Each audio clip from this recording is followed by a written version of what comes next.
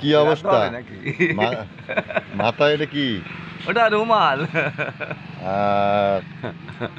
এটা এটা কি? ওটা তুমি দেখো কি, আমি কি জানি? দিয়েছি পাগল মানুষ। এটা কি? পাগল মানুষ দিয়েছি জানি, গলার হার। পাগল? হ্যাঁ, পাগলের বন্ধু। তুই পাগল? এটা ওটা আড়বাসি মনের খোরাক।